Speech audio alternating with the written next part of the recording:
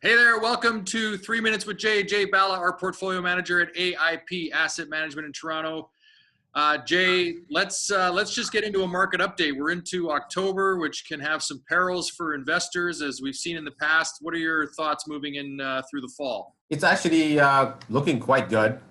Generally, November, December tend to be sort of good months for the equity markets. And also the Feds have come out and sort of provided clarity on the unwinding of their balance sheet. Doesn't seem too aggressive. The market seems to be relatively calm about it. And you've also got sort of the new catalyst coming along online of if they cut taxes in the US. The good news story is, look, I mean, Canada being a relatively small country probably has to do something along those lines. So, what's good for the US might actually end up being sort of good for Canadian taxpayers as well. I think it'd be a really bad decision, on the Canadian side if the US cuts taxes and we decide to raise taxes or stay where we are. Well, yeah, and we certainly have that on the table right now with Finance Minister Morneau going after small business and revamping all of those tax laws.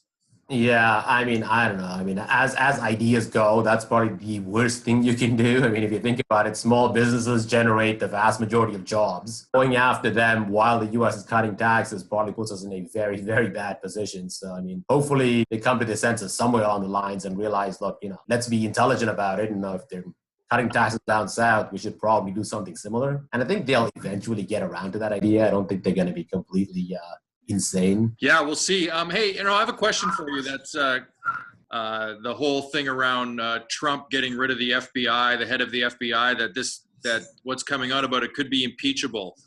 And I'm curious, what do you think something like that would do to the market? Is that a non-market event in historical terms, or is an impeachment of the president something that might have a detrimental effect? I think it depends on why exactly he gets impeached. I mean, if we look at the last time, somebody got into trouble and was in a similar sort of environment with a bull market in the equity markets, was Bill Clinton, right?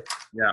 Bill Clinton, he actually did lie. I mean, whether whatever you believe, he did lie, and he did get declared guilty. But I think the market looked at it and said, well, he lied about having sex with somebody, so nobody really cared. Right. Now, it all depends on why he's getting impeached. Like if he gets impeached for something like that, I don't think it's going to be a market mover. On the flip side, if you get impeached because you're a Russian spy, I mean, I think that's going to have a heavy impact, right? So it all depends on why it happened, right? Right. I really do think if it's a Russia collusion story, I mean, that's probably the first time anything like this has happened. So you're going to have a lot of uncertainty in the market on, how do you exactly deal with this now? Okay, so we're looking at right now sort of a stable market, as you said. And in terms of AIP, Jay, what are you doing with your money these days? We are taking a bit more equity exposure, but we are cautiously optimistic that things are going to be okay. The valuations are really high. This is probably not the time to take on excessively aggressive bets and sort of just go with the flow. Right? Thanks, Jay.